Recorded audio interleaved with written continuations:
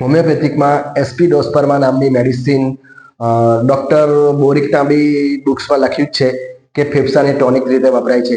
ફેફસાને tonic એટલે ફેફસાને શું તાકાત આપે છે. ફેફસાને શું નબળા પડી ગયા હોય, કોઈ અંદર રોગ મોટો હોય તો શું આ મેડિસિન તમારે એક વખત તો ઉપયોગમાં લેવું જ જોઈએ. 15-20 દિવસ તમે ધીરે ધીરે મધર ટિંચર ફોર્મમાં ઉપયોગ કરો, અમુક ટાઈમ સુધી લો, પછી જુઓ કેટલી અસર થાય છે. એટલે ડૉક્ટર સાહેબના કહેવા મુજબ અને આમ પણ આ મેડિસિન ફેફસાના ટોનિક રીતે જ વપરાતી હોય છે.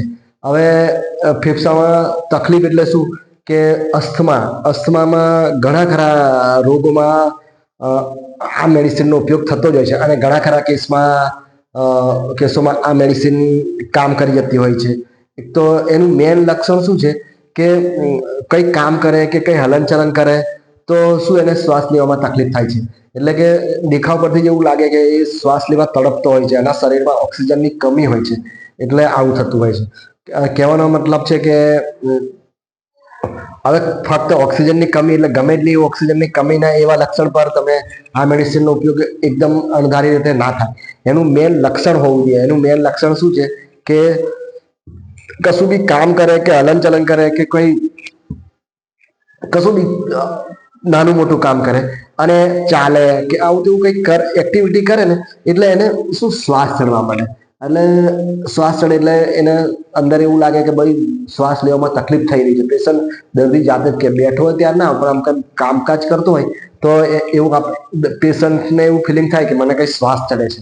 એટલે અસ્થમામાં અસ્થમાના આ સિમ્ટમ્સ મળી જાય છે.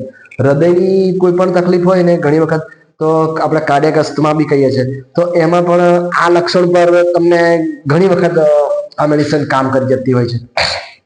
એટલે કહેવાનો અર્થ છે કે શું છે કે મેન એનું જે લક્ષણ છે શું કે કોઈ કામકાજ કરતા હોય, કોઈ હલનચલન કરતા હોય કે કંઈ કશું બી તમે કરો, એક્ટિવિટી કરો અને તમને શ્વાસ લેવામાં તકલીફ દેખાય તો પછી તમને ગમે તે રોગ હોય, જેમ કે અસ્થમા હોય, ફેફસાની કોઈ બી મોટા વેનમાં કોઈ તકલીફ હોય, ફેફસાની નળ આંતરડીમાં કોઈ તકલીફ હોય કે પછી હૃદયની બી કોઈ તકલીફ હોય. ઘણી વખત શું ફેફસાની આંતરી વેનમાં કંઈક કંઈક ખામી હોય ને તો ફેફસાને હૃદય સુધી બરાબર લોહી પહોંચી નથી શકતું, એટલે દર્દીને લોહી ના પહોંચે એટલે ઓક્સિજનની કમી હોય તો શ્વાસ લેવામાં તકલીફ થતી હોય. હાર્ટ પેશન્ટ હોય એને પણ આ લક્ષણો ઘણી વખત મેચ થઈ જતા હોય કે એટલે લક્ષણો મેચ થઈ જતા હોય તો આ મેડિસિનનો એક વખત પ્રયોગ કરવા જેવો ખરો અને ઘણા રોગોમાં આ મેડિસિન કામ લાગી જતી હોય છે. હવે ફેફસાને કોઈ બી ફેફસાના હોય શું છે કે તમે એને શું તાકાત આપે છે.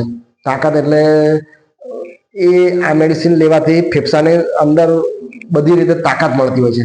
એટલે કે તમારું ફેફસું બગડતું નથી.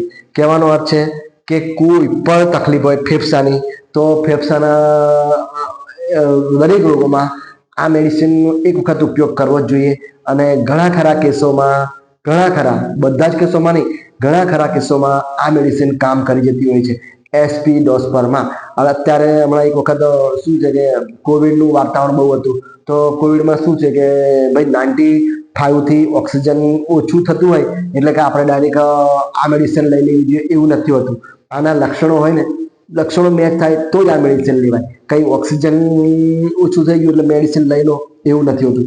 આ મેડિસિન શરદી ખાંસી કોવિડના લક્ષણમાં શું હોય, શરૂઆતમાં શરદી ખાંસી તાવ જેવું લાગે તો ચલો ભાઈ એસપી ડોસ્પરમાં મધર ટિંચરનો ઉપયોગ કરો, એવું નહીં.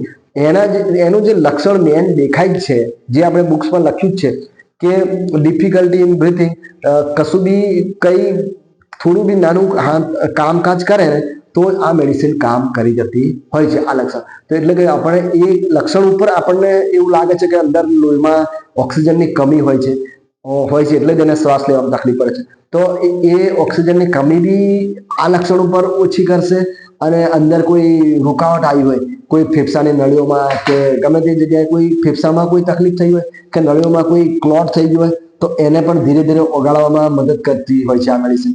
તો બસ હવે આ મેડિસિનનું મોસ્ટ ઓફ હું તો આટલો જ ઉપયોગ કરું છું કે ફેફસાના ટોનિક તરીકે.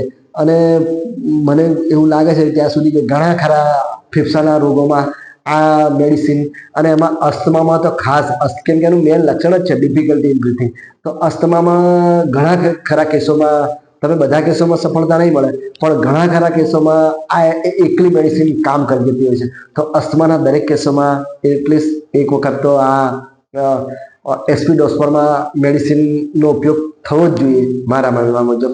તો હવે એસપી ડોસ્પરમાં શું છે એના વિશે મેં થોડું ટૂંકમાં કહ્યું. હવે બીજું વધારે જાણવું હોય તો તમારે બુક્સ વાંચવી પડે. ચલો ત્યારે હવે બીજી વિડીયોમાં ફરી મળીશું. ત્યારે